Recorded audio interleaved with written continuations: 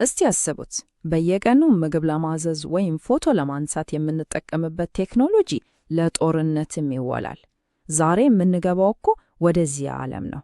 ቴክኖሎጂ፣ ሕግና የሰው ልጅ ተሞክሮ እንዴት ባልጠበቅነው መንገድ እንደተሳሰሩበት ወደሚገርመው የድሮን ጦርነት ዓለም። እሺ፣ እስቲ 3 ሰዎችን በዓይነ ሕሊናችን እንሳል። አንደኛ፣ በአንዲት ጸጥታ በሰፈነባት ገጠር ውስጥ ሰብሏን የምትሰበስብ አያት። ሁለተኛ፣ በሺህ ኪሎ ሜትሮች ርቆ በሚገኝ የጦር ማዘኛ ክፍል ውስጥ ወሳኝ ውሳኔ ላይ ያለ ፕሬዝደንት እና ሶስተኛ፣ በበረሃ ውስጥ ባለ አንድ ኮንቴነር ውስጥ ተቀምጦ ጆይስቲክ የሚቆጣጠር ወጣት የአየር ኃይል አባል። በጭራሽ ምንም ግንኙነት የሌላቸው ሊመስሉ ይችላሉ አደል? ግን በሚገርም ሁኔታ በድሮን ጦርነት ዓለም ውስጥ የእነዚህ 3 ሰዎች ዕጣ ፈንታ በማያምን ሁኔታ የተቆራኘ ነው። ዛሬ የምንፈታው እንቆቅልሽ ይሄንን ነው። ታሪኩ የሚጀምረው እዚህ ጋር ነው። በአንድ አሳዛኝ ክስተት፣ በመስክ ላይ የተከሰተ ሞት፣ አንድ ጥቃት ብቻ እንዴት 2 ፍጹም ተቃራኒ ታሪኮችን ሊፈጠር እንደሚችል እናያለን። የማን እውነት ነው ትክክለኛው እውነት? እሺ፣ እስቲ ጊዜውን ወደ ኋላ እንመልስ። ወደ ጥቅምት 24 2012።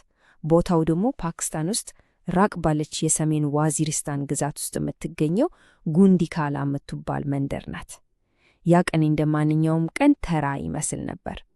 ግን ሊፈጠር የነበረው ክስተት የዛሬው ታሪካችን መነሻ ይሆናል ብሎ ማንም አላሰበ። እንግዲህ የዕለቱ ዋና ገጸ ባህሪያችን ማማና ቢቢ ናቸው። በማህበረሰባቸው ዘንድ በጣም የተወደዱና የተከበሩ አዛውንት። አስቡት፣ በመቶዎች የሚቆጠሩ ሕፃናት ወደዚች ምድር ሲመጡ በእጃቸው የተቀበሉ አዋላጅ ናቸው። በዚያች ዕለትም ለዘመናት ቤተሰባቸውን በመገበው ማሳ ላይ የዕለት ተዕለት ሥራቸውን እየሰሩ ነበር።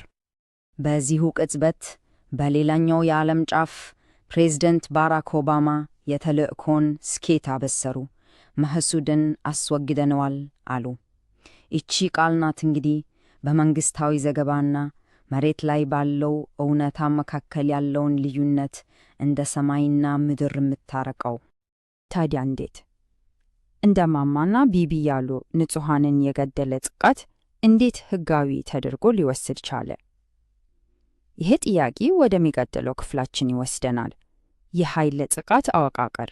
ሕግ እንዴት ለእነዚህ አይነት ድርጊቶች ሕጋዊ ሽፋን ለመስጠት ጥቅም ላይ እንደሚውል እንመረምራለን። የዚህ ሁሉ ነገር ማጠንጠኛው ሕግ ውጊያ ወይም በእንግሊዝኛው ሎፌር የሚባል ጽንሰ ሐሳብ ነው። ይህ ማለት ምን ማለት ነው? ሕግ ለፍትህ ብቻ ሳይሆን ጠላትን ለማጥቃት ወይም እውነትን ለማጣመም እንደ ጦር መሳሪያ ሲውል ማለት ነው። በድሮን ጦርነት ውስጥ የሆነ ያለውም ይኸው ነው።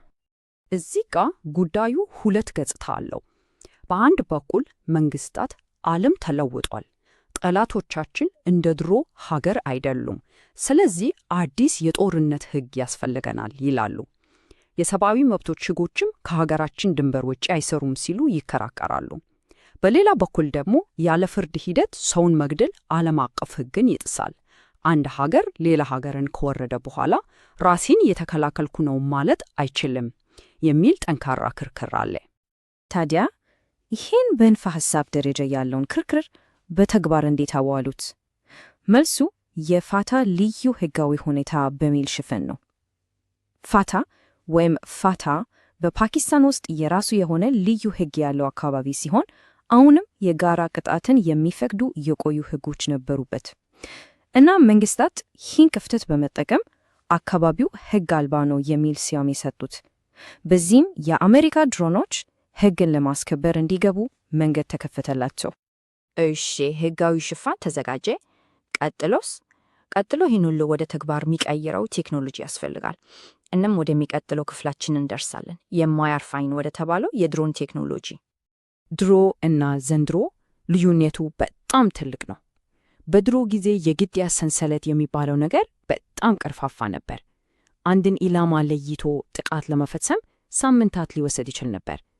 በድሮን ዘመን ግን ሁሉም ነገር ተቀይሯል።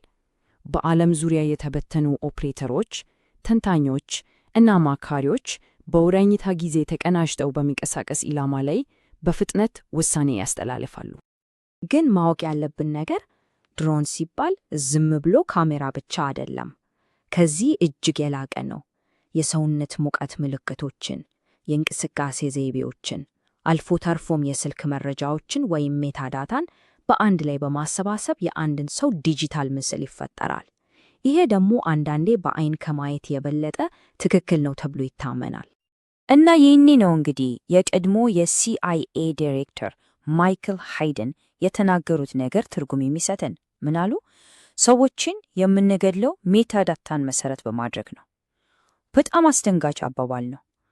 ይህ ማለት በአንዳንድ ሁኔታዎች የአንድን ሰው ሕይወት የማጥፋት ውሳኔ የሚተላለፈው ፊቱን በማየት ሳይሆን በተወየው የዲጂታል አሻራ ላይ ተመሰርቶ ሊሆን ይችላል። እሺ፣ ይህ ሁሉ መረጃ አለ፣ ግን በራሱ ምንም አይሰራም አይደል? ከጀርባው ማን አለ?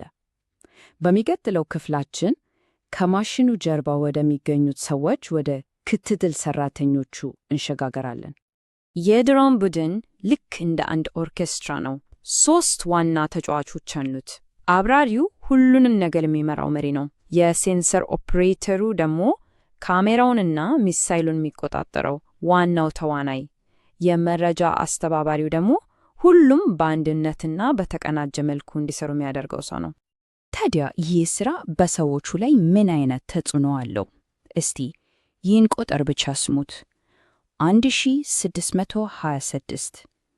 ይህ ቁጥር የቀድሞ የሴንሰር ኦፐሬተር ብራንደን ብራያንት ከሰራዊቱ ሲለቅ በተሰጠው የምስክር ወረቀት ላይ የተመዘገበው በእሱ ተሳትፎ ሕይወታቸው ያለፈ ሰዎች ብዛት ነው። ይህ ቁጥር ሕይወቱን ሙሉ ሲያሳድደው የኖረ ቅዠት ሆኖበታል። ይህ አባባል የበርካታ ኦፕሬተሮችን ስሜት ቁልጭ አድርጎ ያሳያል። ሁሉንም ነገር ያያል፣ ነገር ግን ከሚያየው እልቂት በስተቀር ለሚያየው ነገር ትርጉም ያለውን እምነት እያጣ መጣ። በየቀኑ የጥቃት ምስሎችን በከፍተኛ ጥራት ይመለከታሉ፣ ነገር ግን ከድርጊቱ በጣም የራቁ በመሆናቸው የሚሰማቸው መገለል እና ባዶነት ስነ ልቦናቸውን በእጅጉ ይጎዳል። እናም ይሄ ሁሉ ቴክኖሎጂ በጦርነት ውስጥ ያለንን ሰብአዊነት እንዴት እየቀየረው ነው? በመጨረሻው ክፍላችን በድሮን ጦርነት ምክንያት የተፈጠረውን የጦርነት አዲስ ሰብአዊ ገጽታ እንቃኛለን። ይሄ ምስል የድሮን ጦርነት 2 የተለያዩ እውነታዎች በግልጽ ያሳያል። በስክሪኑ አንደኛው ጫፍ የሌሎችን ሕይወት ለቀናት የሚከታተለውና ሞትን በቅርብ የሚመሰክረው ኦፐሬተር አለ። በሌላኛው ጫፍ ደግሞ ከላይ በሚያንዣብበው የድሮን ድምፅ እና መቼ እንደሚመጣ በማይታወቅ ጥቃት ፍራቻ ውስጥ የሚኖረው ተራው ሰው አለ። እና በመጨረሻ የድሮን ጦርነት አንድ ትልቅ ጥያቄ ትቶልን ያልፋል። ቴክኖሎጂ ሰውን መግደልን ቀላልና ከድርጊቱ የራቀ ሲያደርገው ወታደር እና ሰው መሆን ትርጉማቸው ምን ይሆናል? ይህ ሁላችንም ልናስብበት የሚገባ ጥያቄ ነው።